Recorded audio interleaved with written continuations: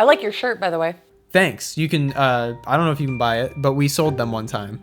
We'll probably sell more. You can't see it past the laptop. Oh, hey, whoa.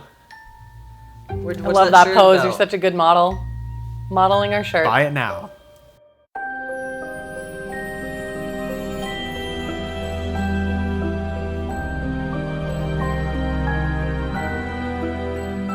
Welcome back to episode 5 of season 3 of the Mystery Society. I'm going to be telling you guys about Timmothy Pitzen, who, along with his mother, went missing for a short period of time. So I'm going to tell you everything about that. The video footage I'm going to do at the end of the video because it's a few days of footage all compiled into one video. So it's not really super consequential to like, oh, I want to see the footage to see if this is going to happen. It's kind of not really like that. It's just to see how they are moving around during this time. Okay. So Timmothy Pitzen is born in 2004 to James Pitzen and Amy Fry Pitzen. On May 11th, 2011, so Timothy is 7 years old at this point, his father drops him off at his kindergarten class at Greenman Elementary School. Very soon after that, around 8:15 a.m., his mom shows up and checks Timothy out of school, saying that there's a family emergency. The family emergency did not exist. Okay. At this point, Jim had no idea that Timothy had been checked out. He actually didn't know until that day when he came back to pick Timothy up and he wasn't at school. And they told him that he was checked out by the mother.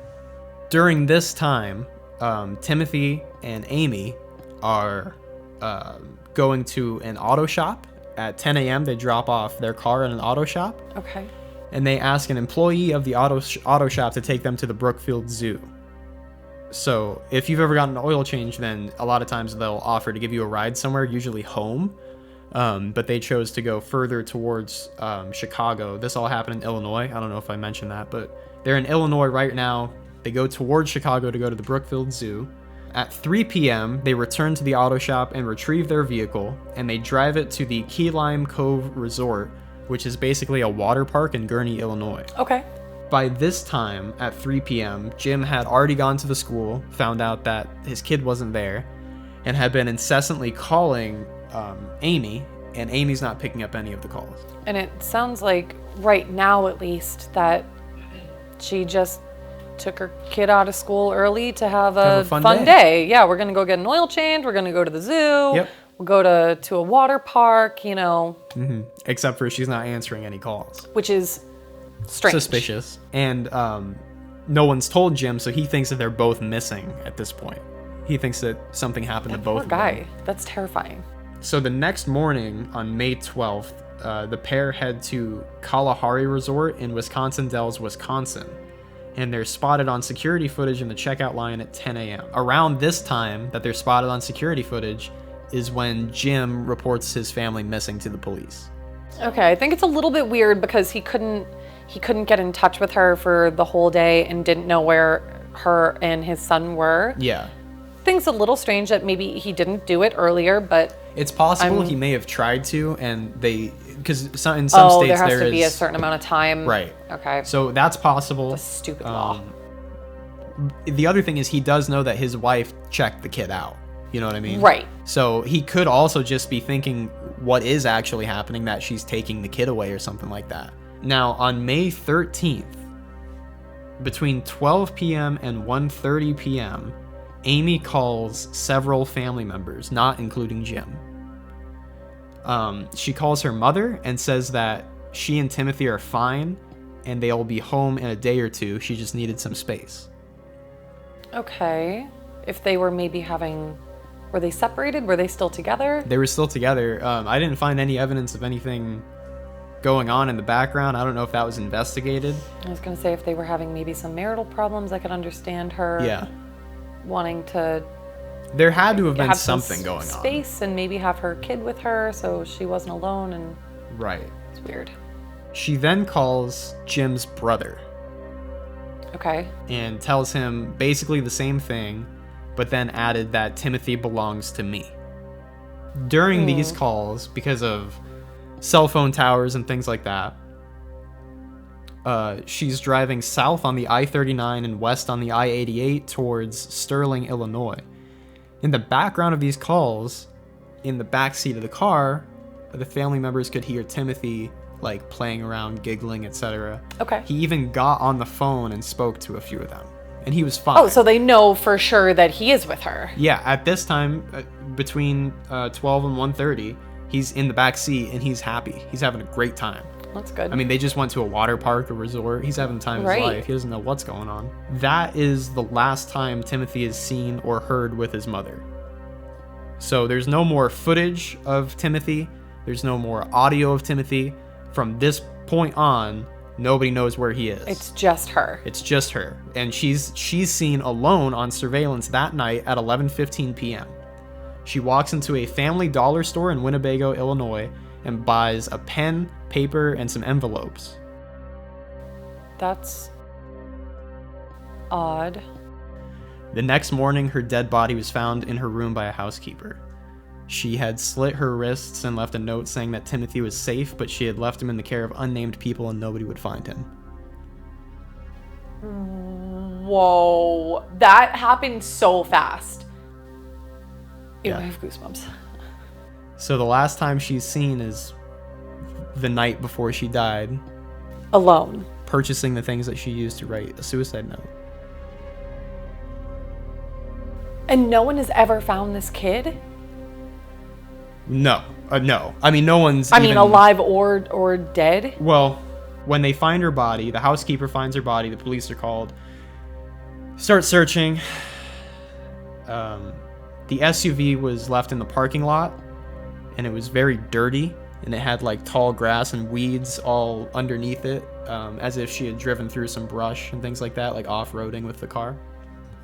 The police took some DNA samples from the SUV and found a large amount of Timothy's blood in the back seat. Whoa. But the family, upon hearing that, said it was most likely from a very bad nosebleed Timothy had a few months before this all happened in the backseat of the SUV. So here's what I find interesting. When police search her phone records and they look for the last place that her phone pinged and potentially the last place that she was with Timothy. Yep. So they're not seen or heard together again, right? Yep. But she's driving towards Sterling when she's with the kid, obviously. And then the last place that her phone pings is in Sterling. Okay. This location, her phone pinged in the same location in Sterling twice before in the past year. And these were So she trips. was visiting someone there. She had gone twice prior to meet with somebody in Sterling. Almost like she was planning this, like going there and meeting with someone and saying, hey, if I take off, are you going to be able to take care of my kid? Mm-hmm. The thing is, Ooh, that's twisted. the family knew about these trips. Like when the police brought it up, they're like, oh yeah, we knew she was going to Sterling. We just don't really know why. Well, it also doesn't even mean that if she did actually leave Timothy with someone, it doesn't mean that the person that she left him with is from Sterling. Right. It could just mean that was like maybe like a Their midway meetup meetup spot. Drive off the road, into the forest. Yeah. All right, here's my kid. Yeah. Whoa, that's super messed up. Yeah. So there's a little more information. Okay. The case goes cold pretty much immediately. Oh, I'm I mean, sure. there's not a lead in the world except for these phone records, and it's just cell phone towers. Right. You can't triangulate a position or anything.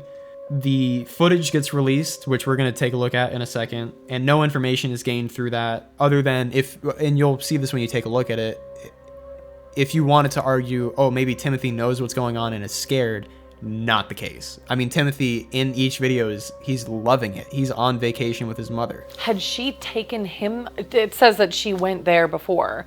Had she taken him there with her? So like he met this person No. and was comfortable? No, from what I understand, she went alone both times. From what family members said, Okay. They said that she went alone and they didn't know why she was going. Okay. His family, including his father, still believes that he's alive and being raised somewhere, but aren't quite sure why he hasn't tried to contact them. At this point, right now, he would be, I believe, 14 years old. How old was he when he went missing? 7. I mean, 7, if that person hadn't wanted him to contact anyone, it would have been easy to like prevent him. Well, the other thing From is, doing it. you have to wonder what Timothy's mother said to him during those days. about her. If it's like it's not safe for you to go back, like your father's a bad stay man. Away. And then what was the home life like, Well, that's really true. Here's something interesting. On April 3rd of 2019, this was just a few months ago. A woman in Newport, Kentucky reports a boy wandering alone who claims to be Timmothy Pitzen. He claimed that he escaped from 2 white males who are built like bodybuilders who had been holding him for 7 years. He said he really wanted to get home to Illinois and was just passed around to people that he didn't know. So... And this kid was like 11 years old that was saying this, or however old? Well, so in 2019, now, the person, he was supposed to be 14. Oh, 14, okay. Right. So the FBI hears about this. Basically, somebody calls the police. The police hear the name Timmothy Pitzen, and they call the FBI. Right. So the FBI shows up the same day, and they get... While they're fast. Yeah, they get this kid in a room, and they take a DNA test with him. He failed the DNA test. He's not Timmothy Pitzen. Who the fuck is this kid then? He's a 23-year-old man. Whoa! I've seen it. He was on Dr. Phil. Well, he wasn't. His brother was. Apparently, he's got a long history of doing stuff like this. He was 23 posing as a missing 14-year-old? You guys need to go watch The Imposter. So, I mean, as far as what actually happened to Timmothy Pitzen, I mean, you're entirely correct. There's not been anything. I mean, there's not a clue. There's not, we found some tracks leading off the road near Sterling. There's not, this boy might come forward. And if you ask me, and by the way, if you look up Timmothy Pitzen, there's a, I don't know if it's the police or like an independent graphic designer who's doing it. There are people who do like every year or so. I don't know if they're still doing it, but they do an updated, like, this is what he would look like at this age. This is what he would look like at this age. The only real hope is, I guess at 7, you might get brainwashed or you might be impressionable enough to forget maybe about your prior family. So the only hope is like when he becomes 18 or older in the next coming years, if he's still out there, you would hope that he would become privy to this information about him being missing. Well, I mean, yeah, if he's ever used the internet, if he's still alive and has internet access and has ever seen any of this, because I've seen bits and pieces about this case, never about the 23-year-old posing as him. That's creepy as hell. But I mean, you would assume that he would have seen something like, oh, that's me as a 7-year-old. Yeah. Like, that happened to me. My mom did this. This is where I'm from. This is exactly what happened. Yeah, you would think so. And he would come forward or... Yeah, I think the leading theory for me is she had to have said something about Jim to Timothy. To keep him away. Yeah, to be like, no, I think Timothy has to believe that he doesn't want to go back or be found. And if his mom was telling him that, and then whoever was there to collect him was also, repeating everything that she was telling him and reaffirming all of it. Yeah. I mean, if he grew up believing that, maybe home life wasn't perfect. Maybe it wasn't bad, but it wasn't perfect. And mom takes him away and tells him you can never ever go back there for whatever reason. You can never ever contact him. And the people that now have him raised him on that exact same belief. You can't go back. You can't tell anyone who you are. Maybe it's dangerous for him. I guess it would be kind of fear mongering, just instilling this fear in him of your father's bad. No one can know who you are. It has to be secret. It makes sense that if he is alive, which hopefully he is, that we would have no knowledge of it. Mm-hmm. Do you guys want to check out the footage? Oh, yeah.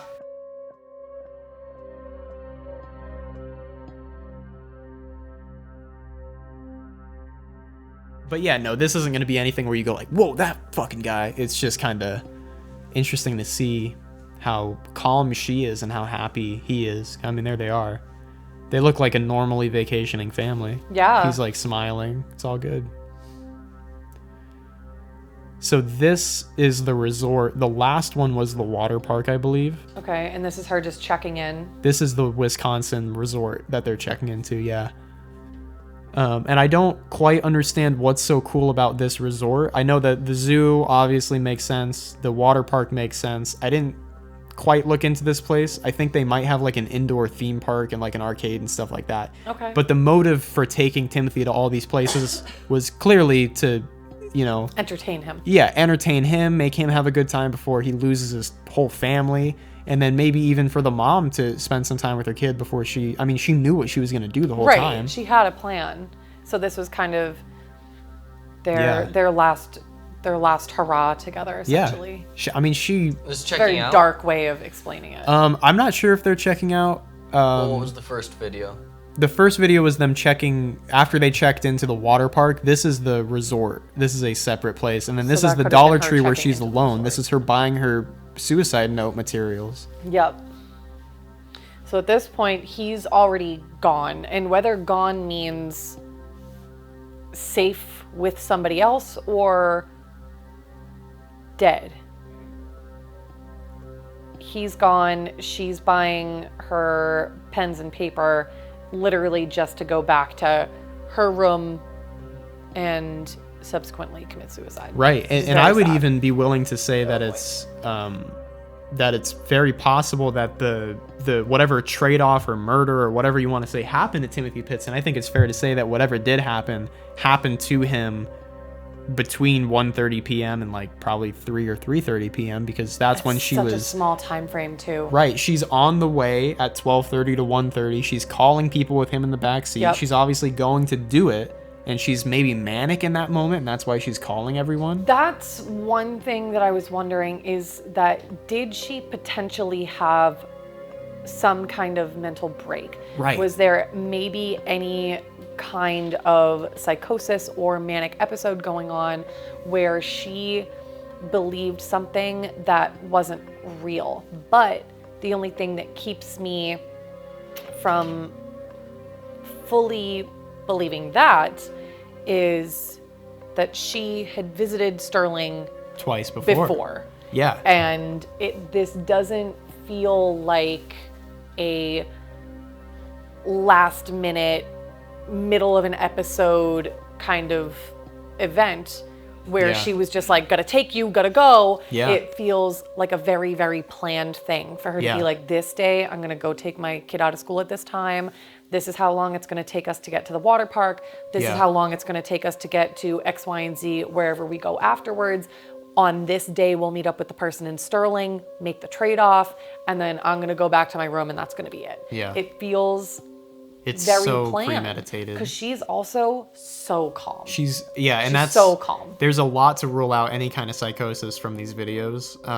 She's just too calm. And you would think that Timothy, when he spoke to family members, would say, Mom's talking all this crazy shit about how she's going to give me to another family, blah, blah, blah. Or even any of the people, because she would have had to interact with people at all of the places that she went to. Yeah. The person at the register, at the store, people checking her into the resort that she was staying at, someone checking into her checking into her own room that she was staying in when she ended up dying.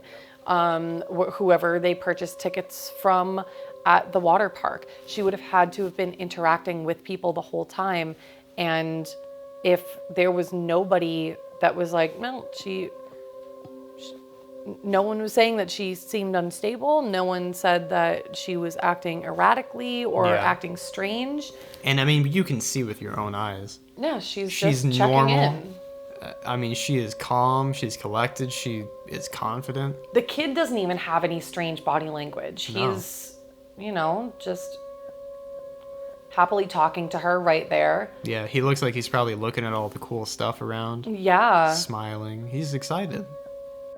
So yeah, that's the case of Timmothy Pitzen. He's never been seen again. The only lead that they had was that guy who, unfortunately, pretended to be Timothy Pitzen, which, unfortunately, we see happen in a lot of cases. That is sick. That is so sick. It's disgusting to me that someone. What is he trying to gain? What is? Watch the video. What is Watch he gaining the freaking from documentary. Watch the documentary. Oh, it's just gonna make me angry. Oh, that's about this? No. Oh. It's about a man who spent his entire life doing that.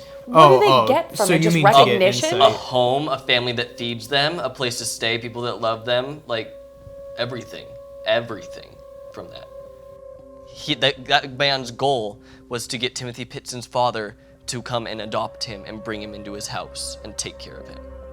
It just didn't get that far. What the fuck is wrong with people? What the fuck is wrong with people? That makes me so That makes you more angry than the suicidal mom who probably killed her kid. Well, yeah, I was just about to say, let's not take anything away from what Amy did here. Yeah. Because, I mean... Yeah, that's disgusting. Like, I'm not, sympathizing with her choices. I don't think that they were good choices. I think that maybe if there was, an unsafe home situation that... There's better ways to resolve it for the child. Yeah, there would have been a better way out. There should have been a better option. Literally anything so that kid could grow up leading a normal life, or hopefully grow up at all. Yeah. Because even now, there's really nothing saying that he is alive or dead. It's like a lot of these cases. It's such a dead end. There's nothing saying whether or not he survived. The only thing that we know is that she didn't. It feels like, to me, she was treating him to his last few days on Earth. That's what it sounds like to me. I feel like she killed him. I think that's a possibility, yeah. I think that's a very strong possibility. And it just makes the whole thing that much worse, is that, she's... It could be a case of... spoiling him right before... Yeah, and she could do it possibly because of some kind of narcissism. If she's like... I'm gonna die Timothy's so you mine, do too. I'm gonna make sure nobody can ever else have him. Well, she said that on the phone when she was did. talking to her husband's brother. Yeah. And making it a point to point out that that child is hers only is disturbing. It's upsetting from the standpoint of criminally it's disturbing, and then it's just too bad that nobody thought, well, at least the mother didn't think whether she was serving herself more than Timothy. Because if Timothy had a choice, I don't think he would have been like, yeah, let's take me away from my father. My mother will kill herself, and then I'll live with another family. If that is the plan or whatever it is, that is no way to help a child. So whatever Amy believed, or however she justified what she was doing, she was very, very wrong. Very, very wrong with how she handled any of it. Season gonna have to have a good, strong cry after this. Yeah. These are awful. Yeah, they really are. They really are. These are awful.